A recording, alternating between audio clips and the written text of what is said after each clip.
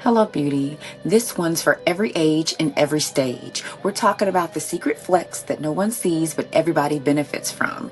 It's time to know your body, strengthen from the inside out, and boost your confidence in ways that shows without showing. Welcome to Sweatpants Secrets, keeping it right and tight, the Kegel Confessions. Let's get into it. Sweatpants Secrets, where women spill it all. This is going to be good. Squeeze is only working your superficial pelvic floor. If you really want to get the bang, We want the bang, true right? Kegel, you need to learn how to squeeze and lift. Welcome to Sweatpants and Secrets, where real women spill it all. I'm Dr. Coco, your host, and we have a very special guest with us today. Today we have Talisa Taylor. Talisa, please tell us a little bit about yourself. Well, hello everyone. My name is Dr. Talisa Taylor. I'm affectionately known in the area as Dr. T, and I am a pelvic floor physical therapist. Just a little bit about me. I was born and raised in Birmingham, Alabama. Moved up to Fredericksburg, Virginia. My husband was in the United States Marine Corps, so that's what brought us to the area. But during that time, I was finishing up physical therapy school, and when he decided to get out of the military, we decided to stay local in this area. So from there, we transitioned into me opening my own practice. So with my practice, it's called Tailored for You Health and Wellness. I actually see the woman throughout the entire lifespan. So early adolescence all the way up to the woman that's experiencing like perimenopause and menopausal changes in life. I basically treat everyone under the women's health umbrella. So women during pregnancy, postpartum, again, perimenopause, menopause, pain with sex, literally the entire umbrella is what I typically see in the office. I absolutely love it. Wonderful. So let's get started, and we're going to start with our sip and spill segment. All right. So get your glass. Yes. Yes. So with sip or spill, Okay. You either have to spill the tea or you have to take a sip. Okay. Okay. All right. So our question is, would you rather tone your abs or tone your pelvic floor? Oh man. So which one would I want to do like the most? Yes. Oh man, that's so hard. Okay, I would say my core. I would say my core because I am a mama of two, and I've also experienced two cesarean sections. So undergoing, of course, like two pregnancies, having two cesarean sections, and just knowing how women will experience a condition that's called diastasis recti. So that's basically when your abdominal muscles separate. And I had a really hard time restoring my core after my son. After my daughter, though, who's my second child, I feel like I had everything down pat. So out of the two, again, just thinking about pregnancy, postpartum, diastasis, I would say my core. I love that. I I'm would say down my for the core. core. All right. All right. Cheers. All right. So now it's time for Confession Corner. Okay. Confession Corner is an anonymous survey I sent out to women across the U.S., and they responded to these fill in the blank questions. So I have two for this episode. Okay. All right. Our first one was, I realized my pelvic floor needed help when 3 ladies said I was unable to control my bladder. Oh, okay. Yes. Another one said, I flex my muscles too often and needed PT to teach me how to relax them. Yes, that's very important. You're going to get into that. Yes. All right. The next one said, it doesn't. How often my husband tells me my grip while we're making love. She doesn't have a problem. Okay. So kudos to you, girl. Kudos to you. Yes. The next one said, never had this problem. Have always been tight. That was 2 ladies. Okay. So congratulations to you. Yes, indeed. 3 said, when I sneeze. Ooh, that's a pretty common one. Oh, okay. Yeah. The next one said, I felt loose during sex. Okay. Another said, as soon as I unlock the door to pee, it goes everywhere but the toilet. Oh man, yes. Oh, baby. Yes, those triggers are very common as well. We'll talk about that too. Absolutely. Another one said, child, since 2004, my first baby did me in. Oh man, yeah. It can happen, ladies. So we see it's common. Yes, huh? very common. All right. And our last one said, I was out to dinner with hubby and friends. I stood up to go to the restroom and pee started running down my leg. Poor baby. I'm so sorry that happened to you. I can't even imagine. Yeah. Yes. And our next question was, if Kegels had a slogan, mine would be. Oh, I'm loving this already. Okay, what did they say? One said non-existent. Oh, yeah, we got to get you together. Yes, honey. Another one says, she has regained control of me. Okay. Yes. All right. I like that too. Yes. One said, grip it, own it, and elevate everything. Oh, I love that confidence, honey. Yes. Yes. Another one said, tight is right. Okay. I like that, but we're going to talk about that a little bit too. Yes. We'll talk about that as well. Two said, tighten up, buttercup. These are so good. Yeah. So good. The next one said, tight and already tight. Okay. All right, honey. Oh, this is my favorite. All right, tell me. This one said, soul snatcher. Oh, I know. I need more context on that one. She was playing no games. Okay. I see. The next one says, snatching souls but saving lives. Oh, man. All right. Now that's a slogan. Souls, saving lives. Yes. Trademark that one. And our last one says, keep it tight, do 10 a night. I like that. Isn't that cute? I like that. Yes, yes. Like Thank you so much, ladies. Yes. All right, so now we're going to go into the segment called Trend or Trash. Trend or trash? I like it. And you can tell me what you feel is trending, which is good. Okay. Or it belongs in the trash bin. All right, let's get into it. All right. Kegel trainers that promise instant results. Trash. Zoom in on me. Trash. Okay. Can I give an explanation as to why? Absolutely. And we'll get into like the anatomy of the pelvic floor, the functionality of the pelvic floor, but just based off of that question alone, I'm going to say trash because a lot of times we look for the instant fixes, and a lot of times those instant fixes are good, but they're not for everyone. So if you're finding that you have purchased some of these devices and they're not giving you that instantaneous result that you're looking for, it could just be that it's not for you. It doesn't mean that your muscles aren't functioning properly or it's a you thing. It could just be that it's not for you in that moment. So I'm going to say trash just because sometimes I just think that it's very important to make sure that you're properly assessed first to be sure that those devices are 100% set in place for you. I love it. You hear Dr. Talisa, right? Y'all better listen. All right. Our next one is skipping Kegels because I'm too young. Oh, I'm going to say trash. Yes. I'm going to say trash again because it could just, again, be a possibility that you probably don't even need to be doing them. Kegels, again, it's that big thing that people are like, it's something that I have to do, especially with the aging population. I say that we get younger, but as we continue to age, we have kind of developed this mindset of this is something that I need to do.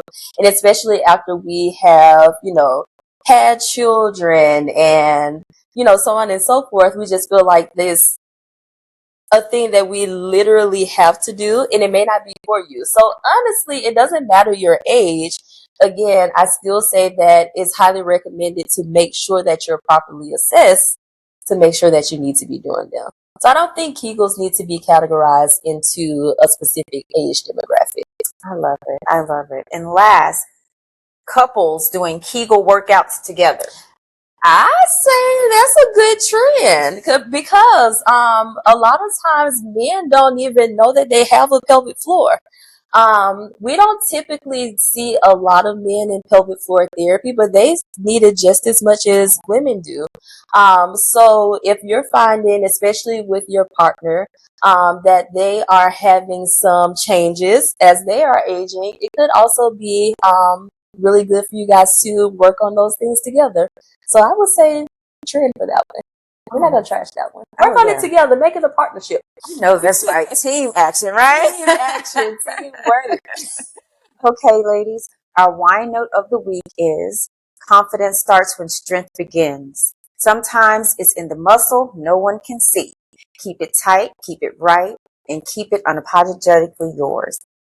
Okay, so now it's time to get to the nitty gritty. All right, let's do it. Yeah, I'm ready to learn all this good stuff, Yes, right? I'm ready to teach. Yes. All right. So question number 1. Okay. Why are Kegels important even for young women? Ooh. So before I answer that, let's talk about what the pelvic floor is. Yes. A lot of times, again, people don't even know that they have a pelvic floor. So everyone has pelvic floor muscles. They are basically the muscles that make up the integrity of your pelvis, and they have a couple of different functions. So I always tell my patients there are 2 things that we do on a daily basis that we need to use our pelvic floor for. That's to pee and that's to poop. So the ability for us to be able to eliminate means that our pelvic floor muscles need to be in control of that. So that is an example of our pelvic floor working with us to do 2 daily bodily functions that we do on a daily basis. Your pelvic floor is also there for your sexual function. And a lot of times when we think about the pelvic floor, we're talking about Kegels. That is the main thing that we tend to talk about. But yes, it is there for the sexual function. So how do we get aroused? Do we have that blood flow that's going through the muscles that allows for either clitoral or penile erection? So that sexual function again is also there as far as the pelvic floor muscle function as well. Also, your pelvic floor just works as a support system. You have your bladder, your uterus, if you have the female reproductive system, your rectum, and even in male pelvic floor or male anatomy, those muscles also are supporting their bladder and their rectum as well. If those muscles aren't stabilizing or supporting the way that they need to, it could be that the loss of integrity can happen and those pelvic organs can actually bulge down. And that's something that I typically see some women for in office. Is a condition that's called pelvic organ prolapse, where they literally will say, I feel like there's a bowling ball in my pelvis, or I feel like my vagina is falling out. And it's literally because the muscles have lost, and the supportive ligaments have lost their integrity.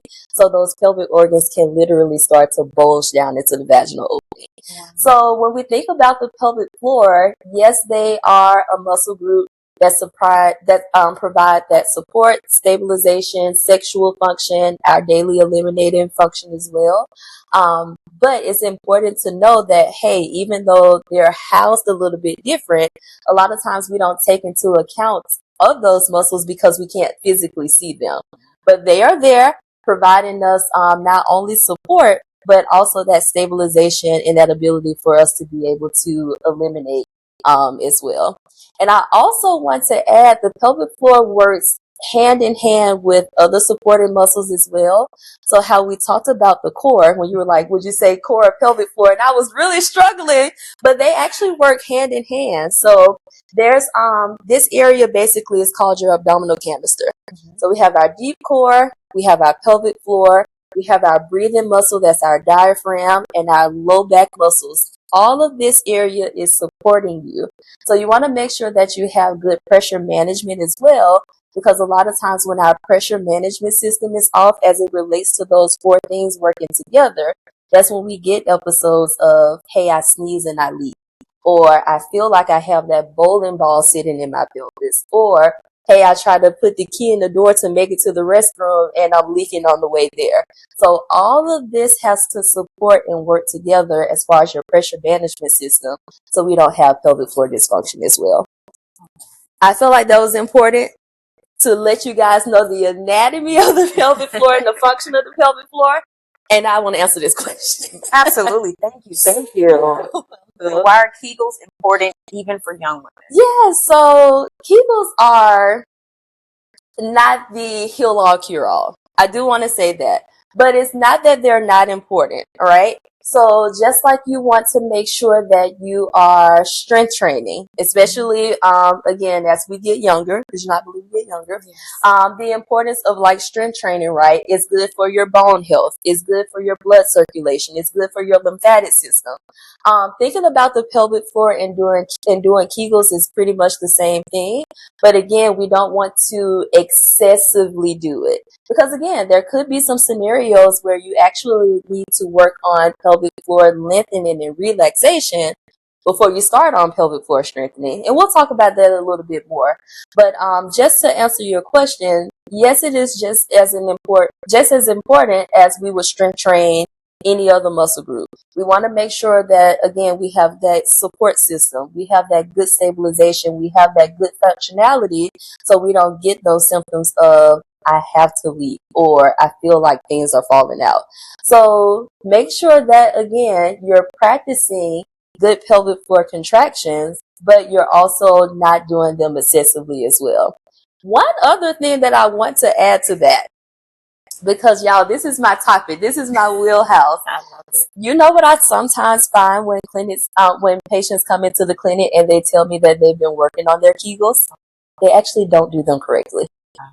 I find that Kegels actually aren't being performed correctly. Now, the biggest thing is a lot of times our medical providers will tell us, hey, work on your Kegels, you should be fine. But there isn't an instruction on how to do it. No. That's just like saying, hey, I want you to go out and run a marathon, but I don't give you a plan on how to train for the marathon. It's just like, okay, you're telling me to do said thing, but I don't know how to do it.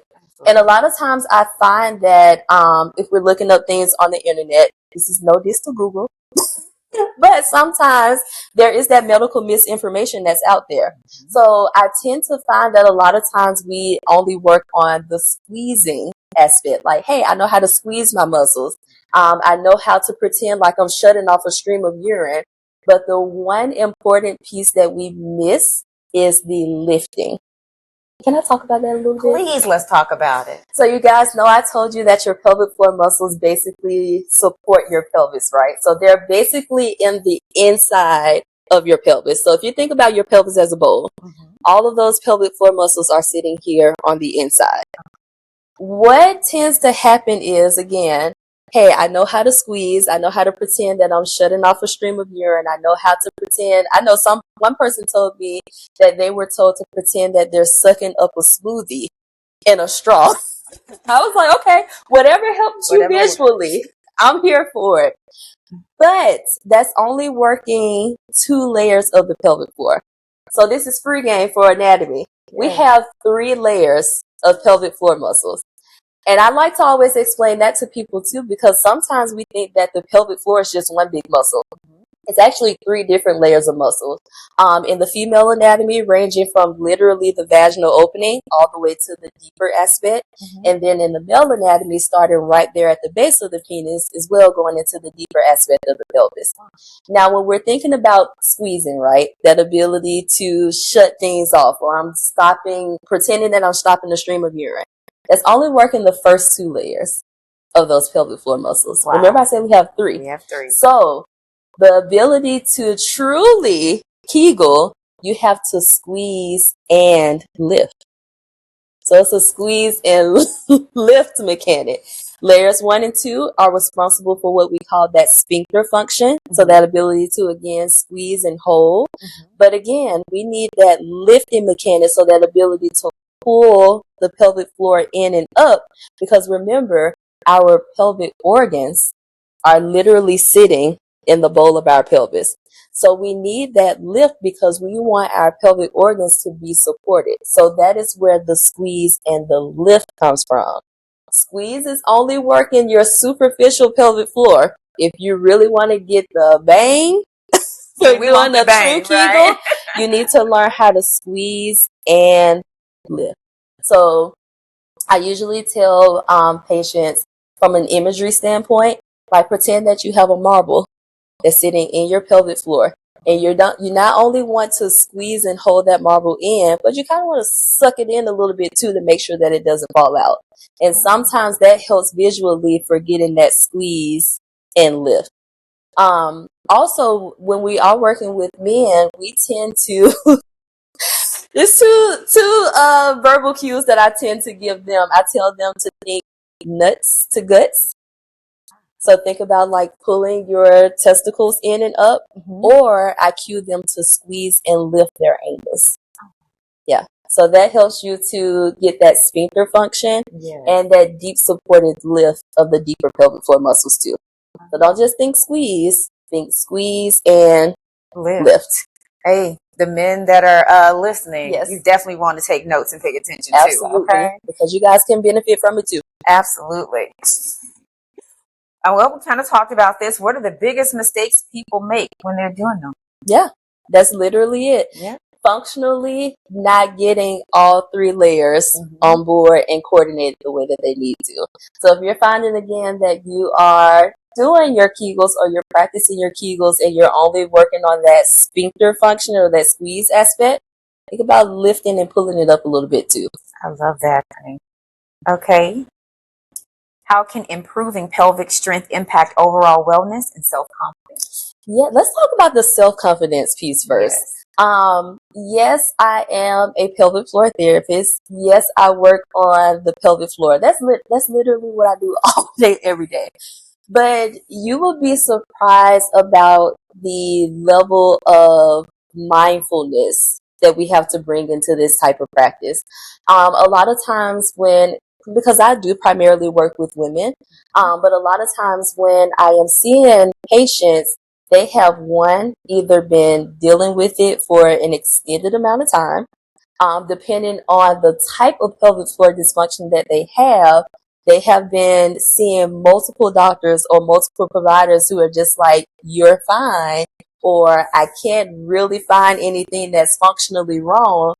Think about how that, impacts your psychosocial aspect. Like a lot of times they start to say like, hey, I had to also start seeing a therapist because I thought something was wrong with me. I thought I was going crazy. People were making me feel like I was making stuff up. So in my practice, I also add in a lot of mindfulness techniques. So we work on a lot of deep breathing. We work on imagery. We work on meditation, depending on your religious beliefs. I want to make sure that we're also adding in prayer if that's something that you do. I do have, different patients that also have different religious beliefs. So I also want to make sure that if we're thinking about or we're adding in that mindfulness, to get that true mind-body connection, that I'm connecting you to the avenues that resonates best with you. So that is like the most important piece of the type of work that I do. Again, like people are just like, oh, I know you work with the pelvic floor and we think that we just center on that. But if you are working with a pelvic floor therapist, I'm going to put this out here too. And if they are not truly addressing you in full, and that just literally means assessing you from head to toe, making sure that we're orthopedically thinking about things too. So yes, you're here for your pelvic floor, but what's your history of your back pain? What's your history of your hip pain? I ask about knee stuff. I even want to know about your big toe. Tell me literally everything, because the body is one integrated system. And of course, since I work heavily with the pelvic floor, this is also the most center point of your body too. It literally works when we don't think that it's working. For us to literally sit in this chair, our pelvic floor is working. For me to stand up from this chair and walk across the room, my pelvic floor has to work. So even when we don't think about, again, like functional scenarios when it's working all the time. And it's a very important aspect to a life, but not all of us. So absolutely. Yeah. Okay, how often should someone do Kegels, or how long before you see results? Yeah, so doing Kegels, right? And I'm just going to use the scenario that you haven't seen the pelvic floor therapist. I would say that it would be okay with some type of every other day practice. Just because, again, when we think about like just strength training in general, sometimes we don't strength train every single day. So we want to make sure that we're getting the pelvic floor that quality rest time like we would give any other muscle group. And again, it's kind of person specific, depending on like, and again, this is me thinking with like my pelvic PT brain, but also thinking about like what your strength looks like, what the integrity of your pelvic floor looks like. That also plays into like the number of times that you should do it, how long you should hold the contraction. Just because of course everyone is different. So for me, for an example, I could do 10 Kegels with a 10-second hold, but if I try to give you that same, layout, you're probably like, Dr. T, I probably feel like functionally I can only get through 5 and hold for 3 seconds. So if you're like doing that self-assessment, I definitely say, again, since you know how to squeeze and lift, do that squeeze and lift and just see honestly how long can you hold it before you start to, one, feel like those muscles don't want to hold anymore, or two, feel like you're starting to literally compensate. So am I starting to clench my glutes too much? Am I finding that especially if you're lying down, am I starting to push my back in the table, or on the bed, depending on like your surface? If you're finding that in order for you to achieve a certain amount of time that you're literally having to compensate to achieve it, that's your indication that you're doing too much or that you're holding too long. So my answer to that is do a self-assessment. Do your squeeze and lift, breathe, see how long you can hold it, and whatever, again, if you feel like your muscles fatigue first or you start to compensate, whatever that time frame is, let that be your baseline. So if you're like, I only got to 6 seconds before I didn't feel my muscles contract anymore, I felt like my muscles gave out, 6 seconds is your baseline. We don't want to go past that. And just start working, to see, okay, 6 seconds is my baseline. How many reps can I do now with a 6-second hold? And then you can start to progress and increase from there. So make it person specific. If someone is literally telling you a number of sets and reps to do and you're finding that it's quite difficult, you need to adjust from there. Lovely. Thank you. All right. What's one fun or easy way to remember to do them daily or every other day? So, you know what I usually tell my patients? Again, like sometimes when we think about like our home exercises or especially like Kegels, right? Sometimes we feel like we have to be in the perfect setting to do it. I need to be at home. I need to be on my yoga mat. I need to put the dog away. Like sometimes I think we just paint these perfect scenarios. And if you're momming like we are, we don't be having no perfect scenarios. So you gotta do what you can, when you can, how you can. So if you're in the car and you're doing drop-offs with your children, you know what you can be doing at a red light? Your Kegels. If you are picking up your children and you are in the drop-off line or the pickup line, you know what you can be doing? Those Kegels. If you are at home, if you work from home and you got a break after that meeting, work on your Kegels. So it doesn't need the perfect like scenario, right? Because again, remember these muscles are on all the time. So whether we are thinking about working them or not, they're still working regardless. But again, it doesn't need to be a structured setup or scenario. You literally can work on them anytime. And the beauty about it is how your pelvic floor is housed. No one knows that you're doing it anyway. You can be Kegelen all day and nobody will nobody will know.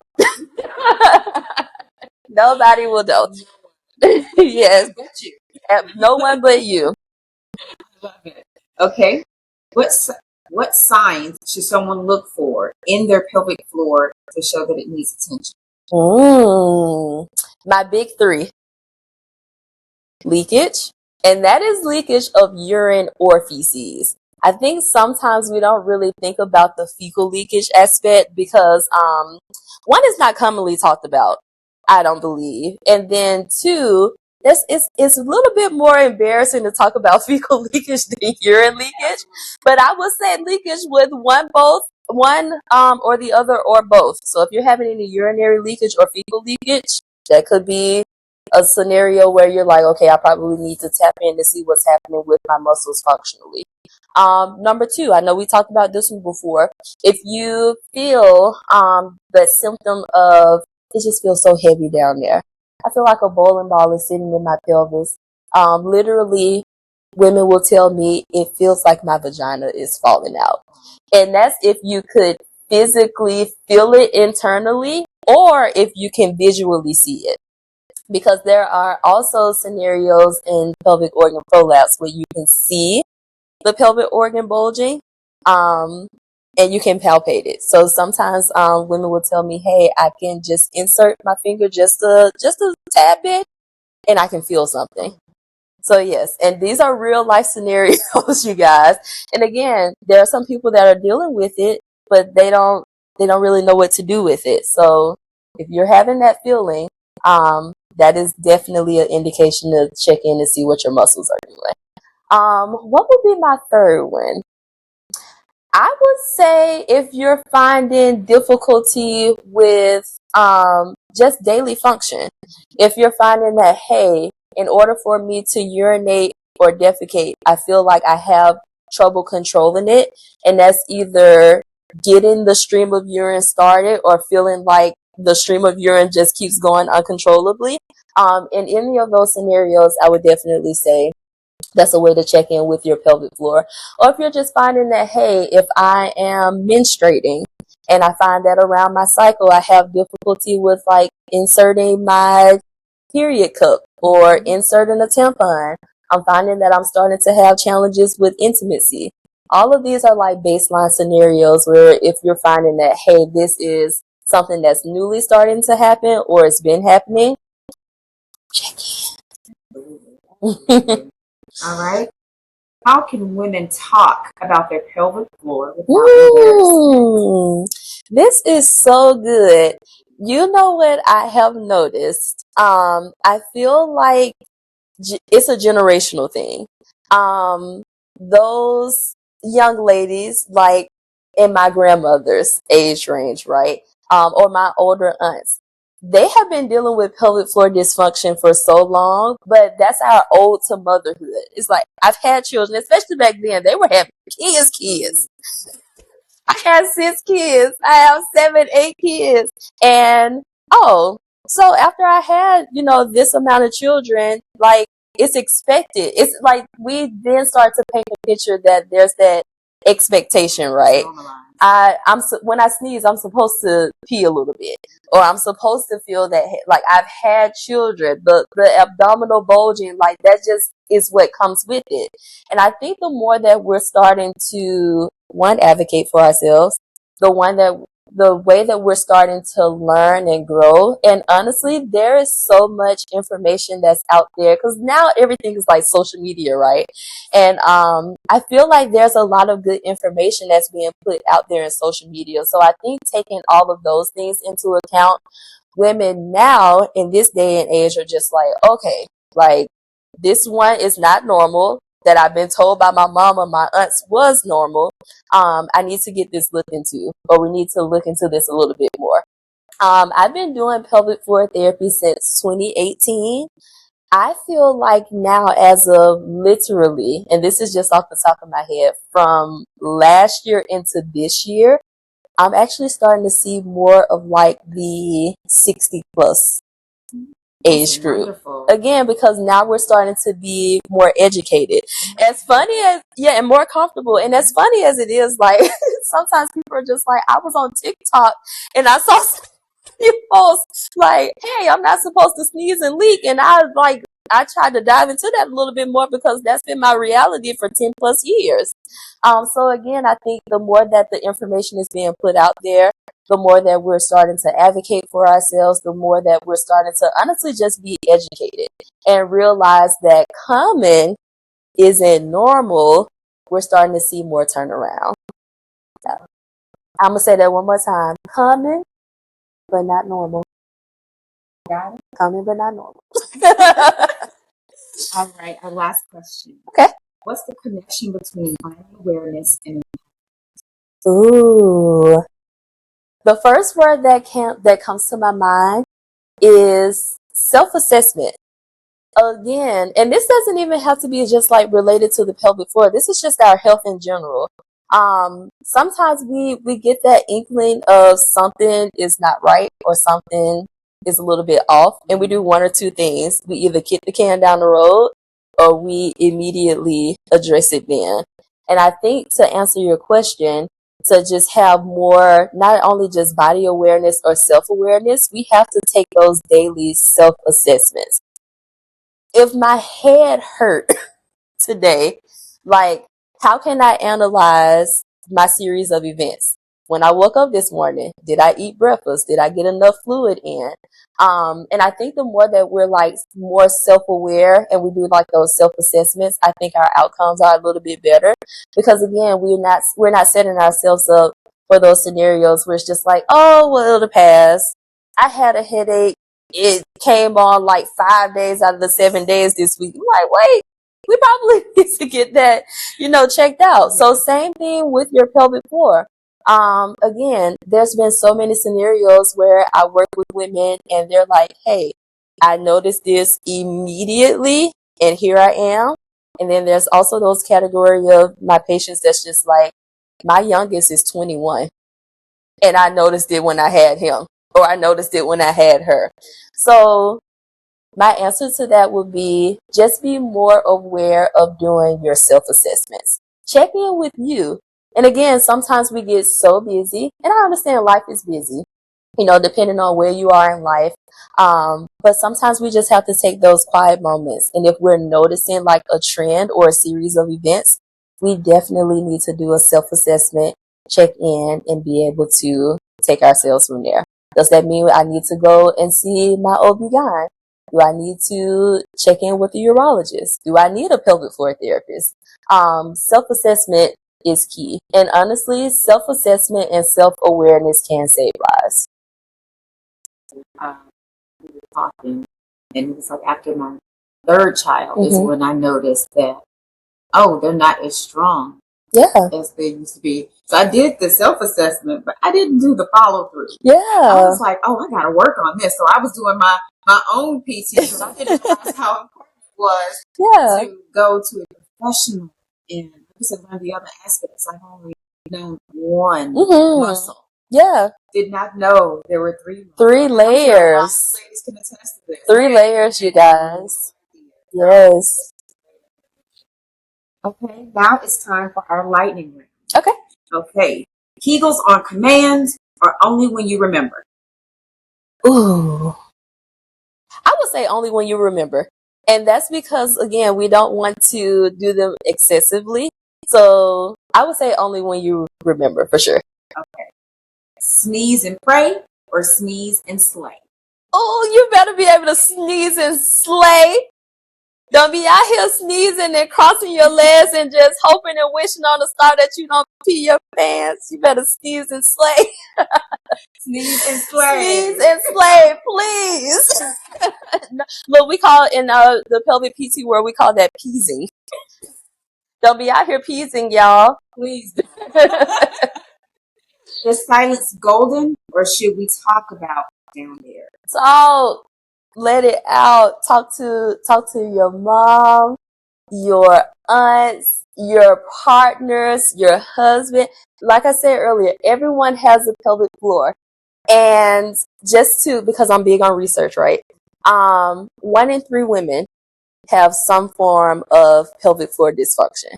So if it was the 2 of us and one other person, one of us got it. So if you can just think about that, if you go to the mall and if you're like, man, 1 out of every 3 women that I walk past this mall has some form of pelvic floor dysfunction. It's something that we need to talk about. And it's common, so you don't have to be embarrassed. Yes, absolutely. And again, sometimes I think when we think about how those muscles are housed and what they do and the function of those muscles, it's kind of like transitions into being like taboo. We don't really talk about this. Like, you had a baby, but we don't really talk about like the effects of what the baby did down there. Because you keep it pushing, you keep it moving. Like, this is motherhood. It's what's to be expected. So talk about it. Advocate for yourselves. Again, if you're finding that there are different scenarios where, hey, maybe I have brought this up to my provider and it seemed like it's been dismissed, I am very heavy on firing your doctor and finding somebody else. Second, third opinion. Second, third, fifth, whatever you need to do.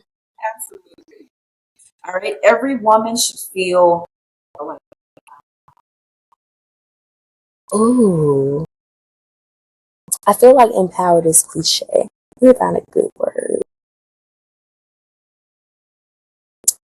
Ooh, every woman should feel confident. That's the word I was heading. Every woman should feel confident no matter where you are in life, no matter where your walk is in life. You should be confident in wherever space that is. And I'm not going to preach. But again, and that doesn't have to be from a physiological aspect, right? You want to be confident in your mental. You want to be confident in yourself physically. You want to be confident to believe that, hey, when I wake up in the morning, whatever I put out, whatever I produce, I know that I'm producing great things. I'm confident about myself. And I just want you again to think about that not only from a physiological standpoint, just be confident. I tell my son that all the time. My son is 5 years old. And we're working on his confidence. I'm like, it's in you. You know it. You just have to exude confidence. If you don't exude confidence in yourself, how do you expect somebody else to be confident in you? I love it. I love it. And last, your pelvic floor anthem would be. My pelvic floor anthem would be functionality. And I just want to sum it up into that one word. Like yesterday, on today's episode, we talked a lot about Kegels, right? We talked about the ability to have a strong pelvic floor, which is good, but also function is even better. I know we talked about this before we started. I think sometimes we, especially as women, kind of categorize ourselves into this box, right? I've had a child. I have like some form of pelvic floor dysfunction. I need these muscles to be tight, on, strong all the time. But we also have to think about, do we also lengthen and relax those muscles too? So I always tell people there are two scenarios literally every single day where our pelvic floor muscles have to relax, and that's to pee and that's to poop. If you're finding that you're having difficulty with said peeing and pooping, that means that maybe those muscles have been turned on. And that's when we tend to find that people will say, yeah, I can't relax enough, so I'm constipated. Or I can't relax my muscles enough, so I have urinary frequency where I just went to the restroom and then I got to go 30 minutes later. So that's also a scenario where I want you guys to think about, like, yes, we want the muscles to be supportive. We want them to be strong. We want them to be stable, but they also need to relax too. We don't walk around with our biceps contracted all day. That muscle needs to lengthen and to relax. So we need to think about the pelvic floor being the same way. Yes, we want to have good support. We want to have good strength, but they need to relax and lengthen just as much. And again, just to think about daily functional tasks, the two things that we do every day where we need those muscles to relax, you need them to relax so you can pee efficiently and for you to poop efficiently. Great information. Thank you so much. You're welcome. I can talk about this all day. Do you have any final words for everyone? And please provide I will. Yeah, so my final words is this. Everyone can benefit from pelvic floor therapy. And a lot of times, and this is just in general, right? This is me just being a physical therapist. I think a lot of times we wait until the thing has gone wrong. We wait until something is wrong. We wait until something is broken. And in some scenarios with physical therapy, like, it has to be broken for you to go. But there's so much benefit in prehabilitation. There's so much benefit in just getting maintenance sessions. I'm starting to find now that a lot of women, especially in their pregnancy, they're coming to see me because they're just like, hey, I don't have anything wrong. This is my first child, so I want to make sure that I'm going into labor and birth knowing all the things that I need to as far as my pelvic floor. Am I breathing properly? Am I pushing properly? And I think the more that we develop that mindset of not waiting until something has gone wrong to seek help, I think we'll also have better outcomes too. We want to make sure that we're consistently training the body and strengthening the body and not waiting until something has happened. And then starting that cycle all the way from point A. And please provide your social media. Yes, so you can find me on Instagram, Facebook, and TikTok. It is tailored. That's TAYLORED, the number 4UYOU _ heal HEAL will WELL, and that's on all social media platforms. My website is www.tailoredhealwell.com, and if you have any questions, you can just submit a contact form on my website, and I'll be happy to answer anything for you. That is absolutely amazing. All right, sis, take today's reminder with you. Your body, your power, and your pleasure all start with you. Keep practicing, keep laughing, and keep it tight in every way that matters. Thank you, Dr. T, Thank for you. the gems and the giggles. Until Yes. next time, stay confident, stay connected, and stay right and tight with Sweatpants and Secrets. Have a good one.